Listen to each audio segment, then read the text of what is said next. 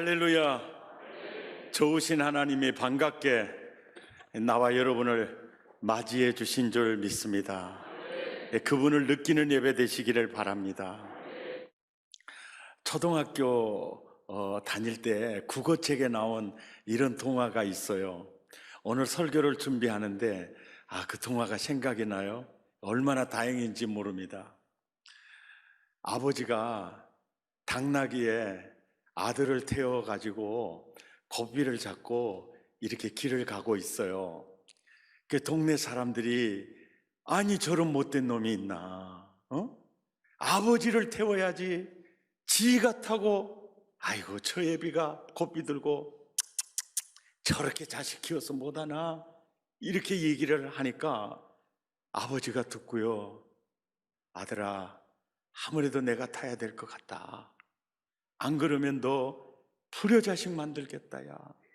그래서 아들이 고삐를 잡고 아버지가 당나귀를 타고 싹 이렇게 가니까 동네 사람들이 또 그러는 거예요. 자기밖에 모르는 저 애비다고 그러면서 막 요즘 말로 하면은 악플을 어떻게 날리든지 이 악플 때문에 이게 시달려서요. 그래서 나중에 아들과 아버지가 의논해가지고 둘이 당나귀를 타고 가는 거예요. 아주 공평하게 타고 가자. 그 둘이 당나귀를 타고 이제 가는데 동네 사람들이 또 막 악플을 날리는 거예요. 아무리 짐승이라고 저렇게 둘이 타고 세상에 그러고 하니까 아버지와 아들이 가만히 그 말을 듣고 보니까 그래 그러겠다. 그래서 세상에 아버지와 아들이요 당나귀를 짊어지고, 여러분 그 국어책 읽어보셨죠? 그 동화가 딱 생각이 나면서 딱 깨달아지는 건 뭐냐면 사람이 이렇게 연약해요. 뭐에? 말에 그렇게 연약해요. 이렇게 사람이 사실보다는 이 말에 영향을 받아요. 예. 진실과 사실은 뒤에 있어. 그 말에 영향을 받아. 제가 청년 때 읽었던 지그 지글러가 쓴 정상에서 만납시다라는 책이 있어요. 아마 우리 젊은 시절에는 그거 안 읽은 사람이 없을 거예요. 아마 오늘 기도하는 박 장로님도 아마 그 청년 시절에 아마 그 책 읽었을 거예요. 굉장히 베스트셀러였어요. 그 책에 보면 빅토 세브리아 커프라고 하는 사람이 있어요. 그 사람이 있는데 15살 때, 그러니까 아마 중학생 때나 되겠죠. 그럴 때 그 선생님이 책망을 했어요. 너 같은 전응아는 공부해봐야 아무 필요가 없어. 그 선생님의 그 말 때문에 나는 전응아야, 나는 공부할 필요 없어. 나는 전응아야, 나는 공부해도 아무 효용이 없어. 그래서 그렇게 15살부터 32살까지를 그렇게 산 거예요. 아무것도 나는 전응아야, 나는 공부할 수 없어. 32살이 돼서 우연한 기회에 IQ 검사를 하게 됐습니다. 그런데 그날 IQ 검사하는 사람 중에 이 사람의 IQ 지수가 최고로 나오는 거예요. 160일이 나왔어요. 그러니까 놀래가지고 132 이상이면 천재인데 160일이면 천재 중에 천재라는 거예요. 이게 사실이었어요. 그런데 이 사람은 15살에서 32살까지는 선생님의 악플에 매여서 전응한 인생을 산 거예요. 야, 내가 160일 된 사람 본 적이 없다. 당신은 천재 중에 천재다. 그때부터 나 전응아가 아니네? 그때부터 공부하기를 시작합니다. 이 사람이 32에 공부를 시작을 해요. 그리고 멘사클럽 회상까지 올라가니까 굉장히 성공한 사람이거든요. 팩트는 160일이에요. 사실은 160일이에요. IQ가. 이게 인생이라는 거죠. 그러니까 하나님께서 잊어버릴만 하면 성경을 통해서 자꾸 얘기를 해요. 너는 네 인생의 가치는 복음으로 새롭게 부여된 가치야. 내게 있어서 너는 보배야. 내 눈에 너는 존귀한 사람이야. 이걸 자꾸 얘기를 해요. 그리고 너는 다른 사람의 말, 너의 생각, 넌 틀릴 수 있어. 하나님의 평가, 하나님의 정의가 바로 너다. 그래서 하나님의 선민수업에서 새롭게 부여된 가치와 새롭게 부여된 신분을 계속 반복해서 말씀하고 있어요. 다른 사람의 말에 여러분 출렁이지 마시고요. 내 생각에 나를 정의하지도 마시고, 이 언약, 살아계신 하나님의 언약에 의해서 이 정의가 팩트다. 그래 승리하시기를 예수 이름으로 축복합니다. 아마 오늘 설교 이 본문을 아까 읽을 때 여러분 그 생각을 하셨을 겁니다. 아니 이 본문이 몇 번째야? 이게 생각이 날 거예요. 여러분 이 본문이 지금 몇 번째입니까? 예? 네 번째. 다섯 번째라고 해도 맞아요. 이게 가장 첫 번째부터 시작을 해서 이게 그 하나님의 선민 수업 첫째가 뭐냐면 야야 마침내 복을 주려 함이야. 너를 향한 나의 생각은 희망이다. 그래서 이제 하나님 다음 주에 무슨 말씀을 전해요? 이렇게 하는데 또 이 구절이 떠오르는 거예요. 또 이 구절이 떠올라요.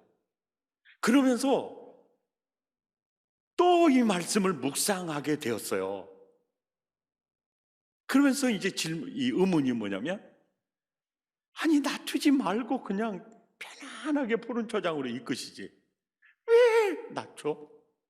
그리고 그날에도 힘드는데 왜 시험을 해? 또 하나님이 나를 시험을 해? 널 시험하사. 왜 그러실까? 이 묵상을 해보니까 이 놀라운 의도를 이제 깨닫는 거예요. 깨닫고 이거 우리 사랑의 가족들과 나눠야 되겠다. 그래서 오늘 이 본문이 이렇게 됐습니다. 제가 신학을 하면서부터 풀리지 않는 난제가 하나 있었습니다. 그 난제가 뭐냐면 하나님은 전지하세요. 그러니까 사람이 선악과를 다 먹을 것을 알았을까요? 몰랐을까요? 여러분도 그렇게 생각하죠? 나도 그렇게 생각했어요. 그러면 뭐 하려고 선악과를 만드냐고!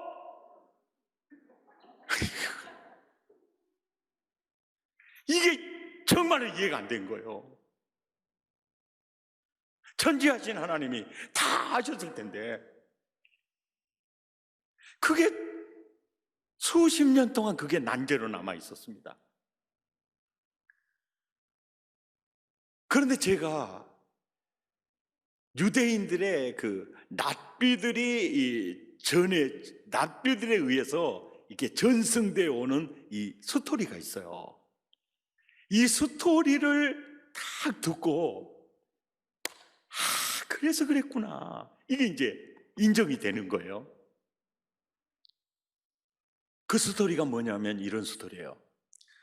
하나님이 세상을, 천지를 창조하기 전에, 또 사람을 지으시기 전에 가장 먼저 천사장과 천사들을 창조를 하셨어요.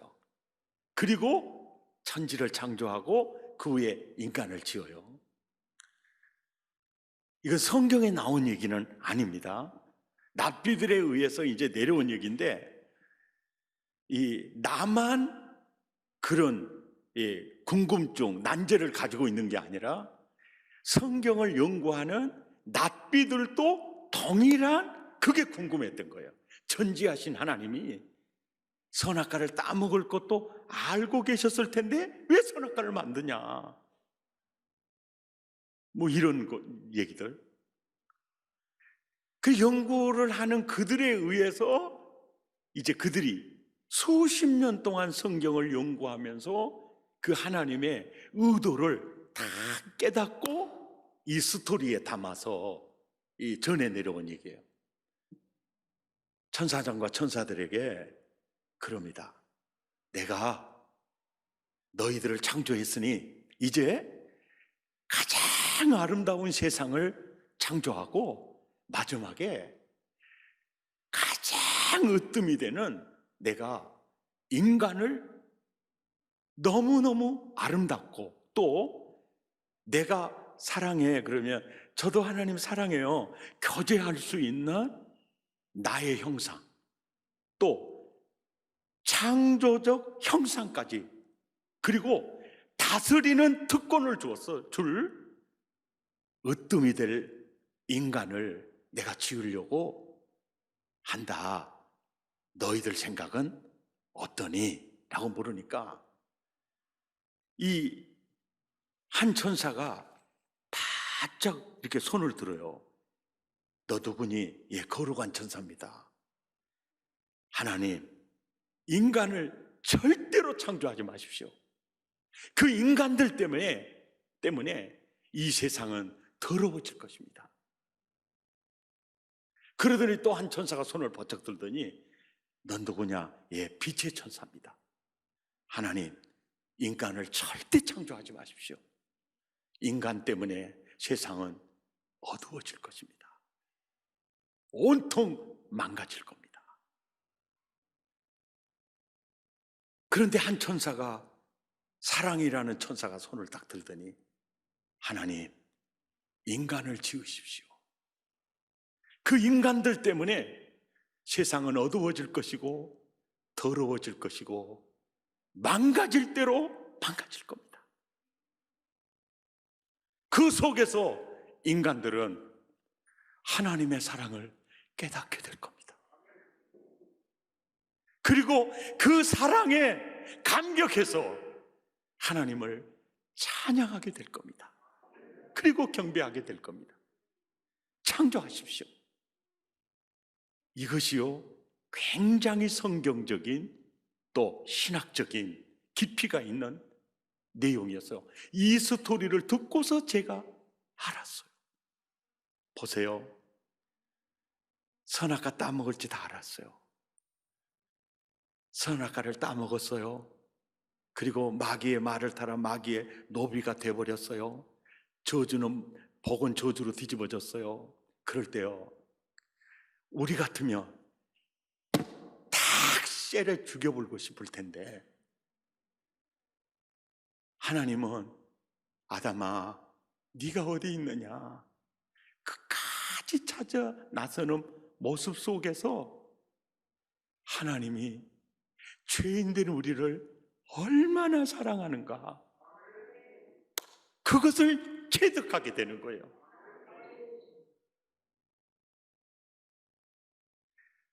타락이 없고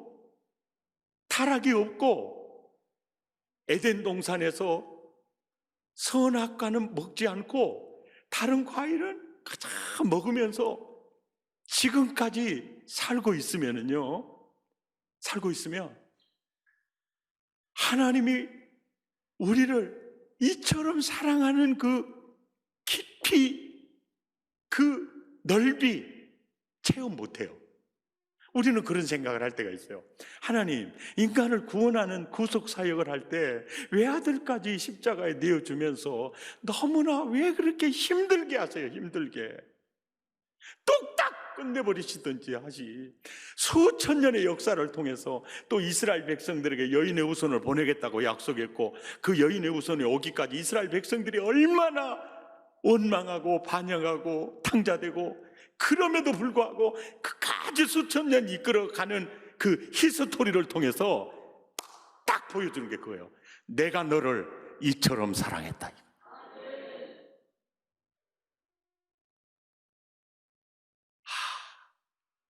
십자가에 몸짓는 그 구속 사역을 통해서 다른 것으로는 전혀 깨달을 수 없는 하나님의 사랑의 깊이와 넓이를요 느끼게. 하나님의 선민수호 방법은 체득이구나. 체득이구나. 그래서 낮추시고 너를 시험하사. 이게 바로 체득이야, 체득. 3대 독자에게 시집간 권사님이요. 근데 그 집안은 장로님 집안이요. 근데 3대 독자야.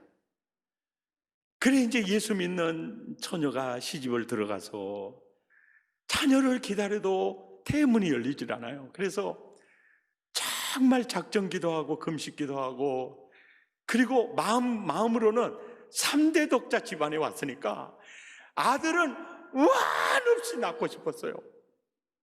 그래서 기도 많이 했어요. 이번에 낳은 자녀는요, 아들 하나였어요.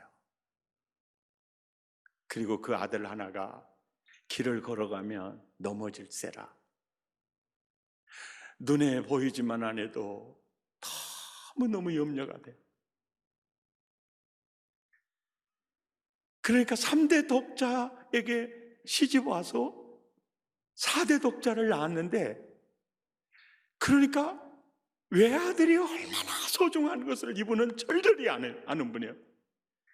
그러니까 식사 기도할 때 이분 차례가 되면은 울 준비를 다 했다고 그래요. 왜 울어요? 그 식사 기도하면 그 기도의 제목이 딱 정해져 있잖아요.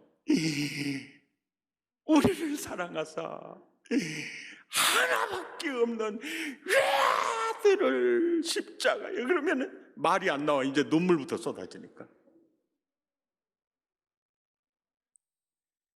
이분이 느끼는 독생자를 주는 사랑은요, 3대 독자 집안에 시집가서 4대 독자를 낳아봐야 안다니까. 그게 너무, 이게 바로 체득이에요, 체득.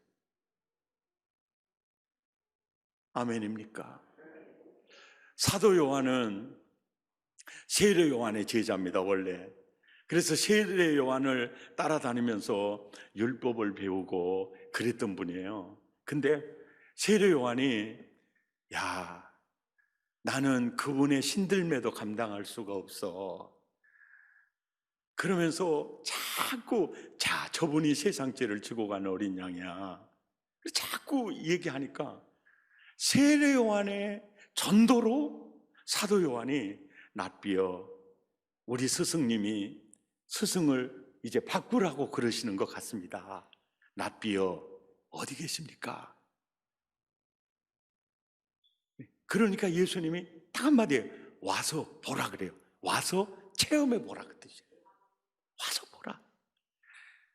그래서 사도 요한이 예수님을 만났고 예수님의 이적과 표적을 다 보았고 예수님과 함께 기도했고 예수님이 십자가 지는 거 다 목격했고, 그리고 십자가에 죽은 후에 마리아를 이 사도 요한이 모셨어요. 그리고 정말 예수님과 함께 살면서 밤모섬에서도 또 요한계시록도 받고 이렇게 사셨던 사도 요한이 딱 체득한 진리, 딱 체득한 진리가 요한일서 4장 16절이에요. 딱 한마디예요. 내가 성경을 연구하고 내가 예수님을 만나고 그분과 함께 살면서, 그리고 이분이 제일 장수예요. 사도 중에 이분이 자연사하고 아주 장수합니다. 딱 한마디예요. 하나님은 사랑이시라. 이 속에 성경 전체가 다 들어있어요. 이게 바로 체득이에요. 하나님은 사랑이시라. 아멘. 여러분, 처음에 예수 믿고요, 하나님은 사랑이시라, 그 뜻 잘 몰라요. 그 뜻 잘 몰라요. 서울 사랑의 교회 옥하는 목사님 계실 때 예배당에 뒤에가 하나님은 사랑이시라 그 글이 있어요. 많이 그 교회 가서 예배 드리면서 봐도 저 글을 왜 저렇게 저 글을 했을까? 충영교회 가면요, 나의 힘이 되신 여호와여 내가 주를 사랑하나이다예요.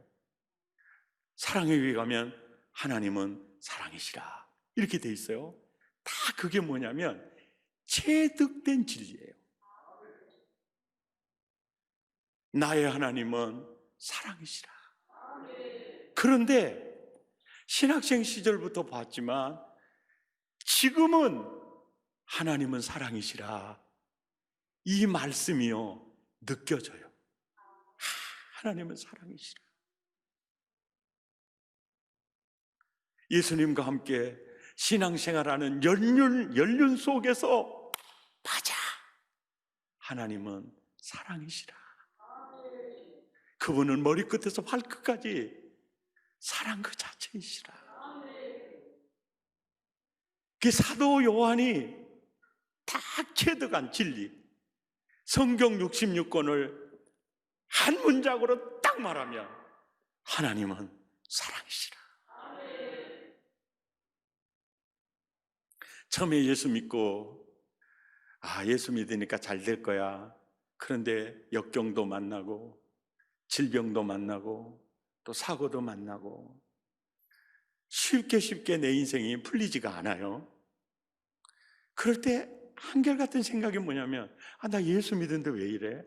이런 생각이 많이 들어요. 그런데 제가 체득한 그 한마디가 뭐냐면 로마서 8장 28절이에요. 모든 것이 합력하여 선을 이루느니라.